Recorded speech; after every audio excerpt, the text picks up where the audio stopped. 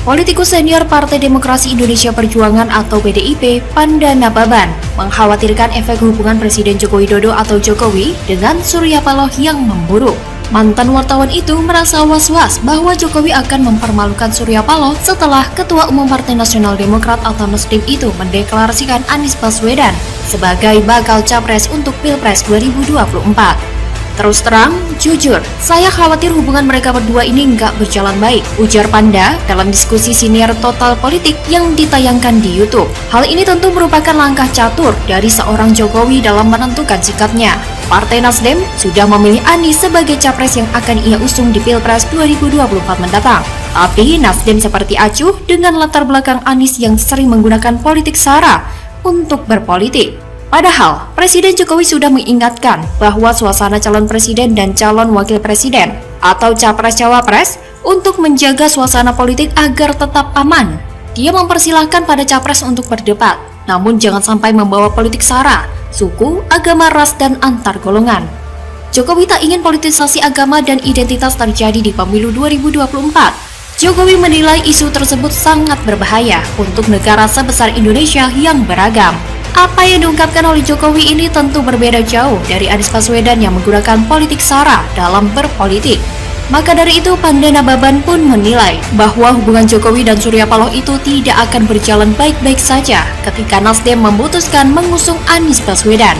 Mantan anggota DPR itu mengaku berkawan baik dengan Jokowi maupun Surya. Namun, Panda juga membeberkan sisi negatif Jokowi dalam memperlakukan rival politik, yang menurut dia gerakan-gerakannya tak terduga dan semacam sesuatu untuk membalas. Opung Panda, panggilan akrabnya kini, lantas mencontohkan bagaimana Jokowi mempermalukan Gatot Nurmantio. Panda mengawali kisah soal itu dengan cerita ketika Presiden Jokowi terjebak kemacetan ketika menuju lokasi perayaan HUT TNI 2017 di Pelabuhan Indah Kiat, Cilegon, Banten. Pada waktu itu Jokowi terpaksa berjalan kaki. Jokowi merasa dipermalukan, merasa tidak dihargai waktu ulang tahun TNI di Cilegon pada waktu itu.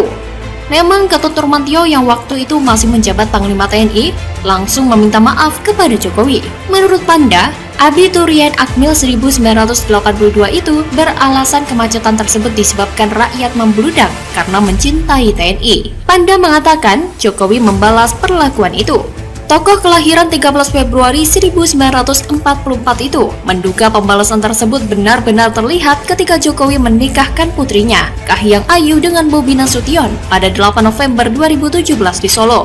Saat itu Gatot yang masih aktif sebagai Panglima TNI tidak ditempatkan di kursi istimewa, bahkan bersalaman saja tidak.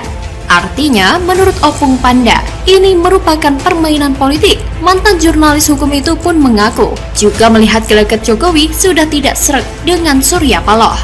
Misalnya, Jokowi menolak ajakan pelukan yang ditunjukkan Surya Paloh pada saat perayaan HUT Golkar beberapa waktu lalu. Selain itu, Jokowi juga tidak menghadiri perayaan HUT ke-11 Partai Nasdem. Mantan Gubernur DKI itu juga tidak membuat video tahniah untuk ulang tahun salah satu partai pendukungnya di Pilpres 2014 dan 2019 tersebut.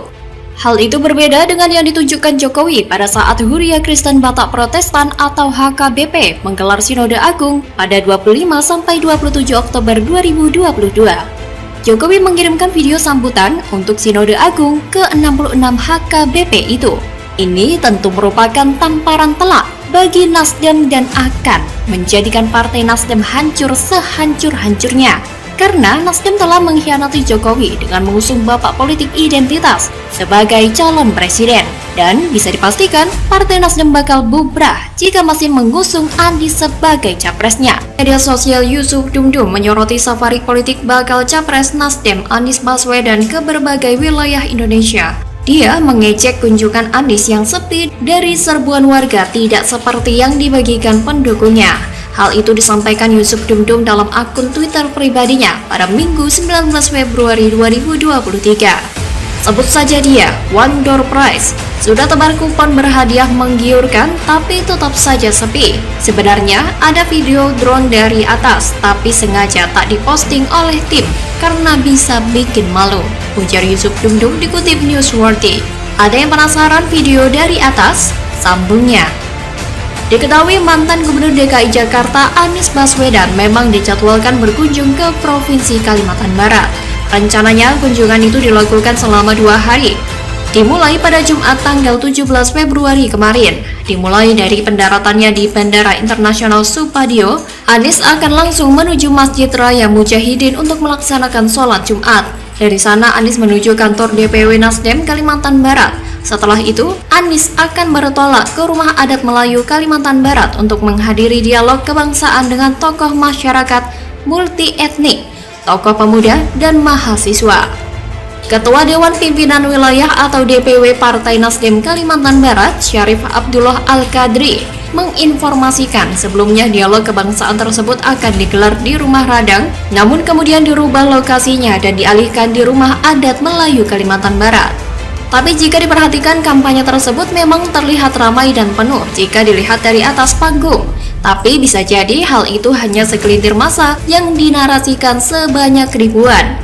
Hal itu memang menjadi tugas Partai Nasdem, karena sejauh ini kan baru Nasdem yang mendeklarasikan Anies sebagai bakal capres. Nasdem ini jungkir balik berusaha membuatkan panggung untuk Anies, bikin pencitraan, playing victim. Sampai membuat soal adanya komitmen Anies melanjutkan program Presiden Jokowi. Gimana gak disebut membual? Lawang faktanya, Anies kemudian malah melemparkan kritik terhadap pemindahan ibu kota negara atau IKN, dan itu disampaikan di negeri orang, bagaikan menusuk Presiden Jokowi dari belakangnya. Oke, kita tidak akan membahas hal ini lebih lanjut.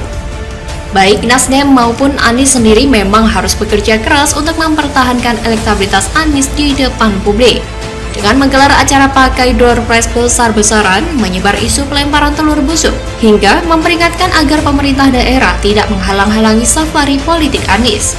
Anies memang punya pertimbangan khusus dalam memilih daerah-daerah di mana dia menggelar safari politiknya, yakni di daerah-daerah di mana pada Pilpres 2019 pasangan Jokowi Ma'ruf Amin mengalami kekalahan, seperti Aceh, Sumatera Barat, Riau, Jambi, Sulawesi Selatan, Jawa Barat, dan sebagian Kalimantan Barat. Asumsinya di daerah-daerah ini bakal banyak yang tidak pro Jokowi, dan mereka ini bakal gampang diajak berkumpul untuk mengeluh-elukan Anies. Dengan pemberitaan yang masif di media, maka seakan-akan Anies ini selalu mendapat sambutan hangat di berbagai daerah, sehingga dicitrakan bahwa Anies memang mendapatkan banyak dukungan di seluruh Indonesia, padahal ya hanya di daerah-daerah tertentu saja. Itu pun yang nggak sebanyak itu.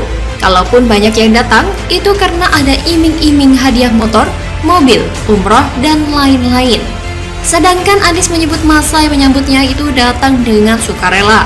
Bisa aja tata katanya. Itulah mengapa Anies sangat jor-joran tampil di depan publik. Sampai Bawaslu menyebut bahwa ditinjau dari sisi etika politik, kegiatan safari politik yang dilakukan oleh Anies dapat dipandang sebagai tindakan yang kurang etis, sebab telah melakukan aktivitas kampanye terselubung dan terkesan mencuri start dalam melakukan kampanye sebagai capres.